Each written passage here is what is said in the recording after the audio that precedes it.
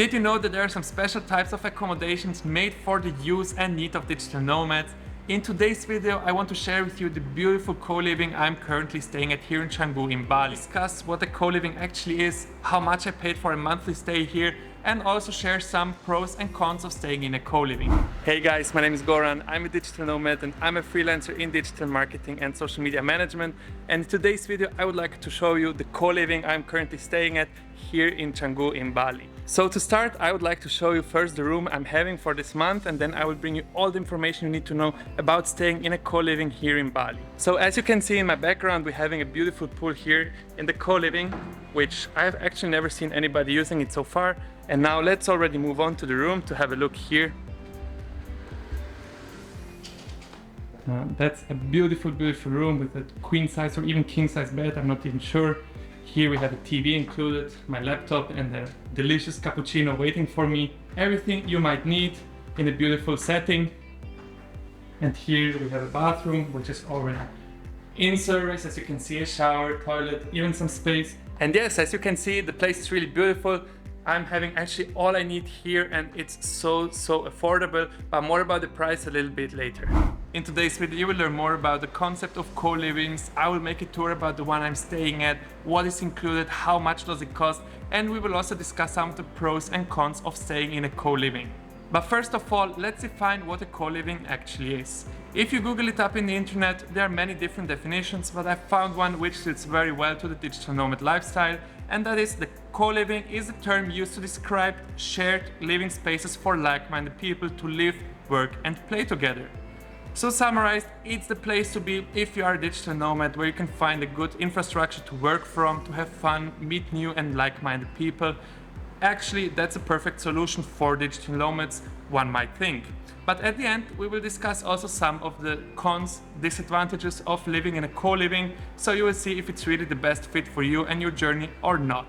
One of the best parts about staying in a co-living is that the staff actually knows what you need as a remote worker. If you're talking about reliable high-speed internet, a good private room, privacy, shared rooms, like-minded people at the same place, make events to get to know other people, it's all you might need to start a new life in a new destination. So that's a perfect solution for digital nomads. So guys, I'm standing here right in front of the entrance of my Matra co-living and co-working space in Canggu in Bali, and I would like to show you in a tour from the beginning what it looks like to live in a beautiful place like this one. So here we have an entrance for all the motos. Here we have the reception where your journey will start when you arrive right here. And right here in the entrance you can see the fantastic and beautiful pool we have here. It's the ideal place for the afternoons when you finish some of your work and want to relax for a few hours. So that's a fantastic amenity to have in a co-living space as well. I'm walking here right next to the pool. As you can see, some beautiful plants here. It's very green. You feel very comfortable here. And then we have a small gym where you can make some basic trainings. It's maybe not the best one, but it's enough for me, for example, to make some of my workouts here. That's been the first out of 4 floors you have here in this co-living. So now I'm walking up to the second floor where you have many more rooms. There are twin rooms, there are double rooms. There's literally for everybody a perfect room. As you can see, the place is really, really beautiful. You even have a place to sit down after you're working. A fantastic view of the pool. And you can see also a little bit of Canggu. So I'm here right now on the 3rd floor, which is basically the same as the second one, with around 10 different rooms. And also there's a first table here where you can work. So this is also one of the first places here that's actually really cool. But wait for it, because here up on the 4th floor we have a beautiful co-working space where you can actually make your work done, where you can build your dreams and maybe build one of your businesses for the future. So and now I will bring you right into the co-working space, which is one of the main reasons I've decided to stay in a co-living here in Bali, because here I can actually get my work done, I can focus, I can work really hard before I decide maybe going to another place here in Bali, maybe going to the beach or working in one of the cafes we have here. So welcome to the co-working space of Matra co-living. So as you can see, you have literally all you need here in this co-working space in Matra co-living in Bali. We have sofas, we have higher tables, we have normal tables. All you might need, and the internet is really reliable. It's fast, high speed. It's all you might need. Even for my YouTube videos, it works out great. So this place is very, very recommended. And now I would also like to show you the view of this fantastic place, because we can actually see the beach right from here and all of Canggu.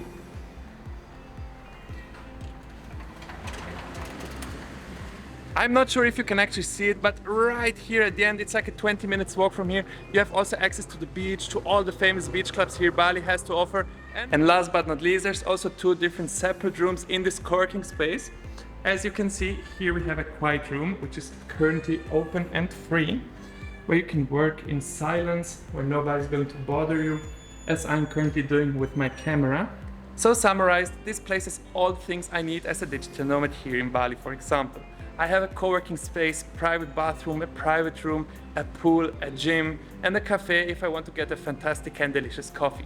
That's a perfect way to get to a new place where you have everything already set up so that you're ready to work from day one and that you can really take advantage of the place you are currently staying in, where you don't need to organize all the things. So maybe in general, I wouldn't want to live in a co-living in all the destinations I visit, but here in Bali, I consider it as a very good solution, as this place is, as you can imagine, extremely touristy, so getting a local experience here in Canggu, for example, is kind of impossible. So I get all the aspects I need in a destination in one single place, and for me, that's the perfect solution. So now, as you have seen the Matra co-living and co-working space here in Canggu in Bali, I want to talk about some numbers, all the utilities that are included and everything you have when you book, for example, here at Matra or in another similar co-living space. I personally paid for a double private room $360 per month. Somewhere here, I will show you right now all the things that are included in a stay here at Matra co-living. Obviously, I'm having a private room with a private bathroom, AC, fridge, TV, table, safety box, whatever you might need in a private room in a hotel, you have it given here at Matra as well, and in most of the other co-livings too. But now I want to share with you some parts that are really key for me when I have been taking the decision to stay here in Matra or a co-living in general. First of all, as you can see here in the back, I'm currently staying here in the co-working space. It's empty, it's lunchtime, nobody's currently here because everybody's going out somewhere.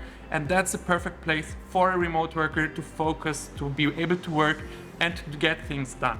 Also on the same floor, this co-living has an own cafe with delicious coffees, with some breakfast, lunch options. So if you don't want to go out somewhere or order something, you have the perfect solution in the same place. You just go and order, and you even have 10% discount if you're staying here at this co-living.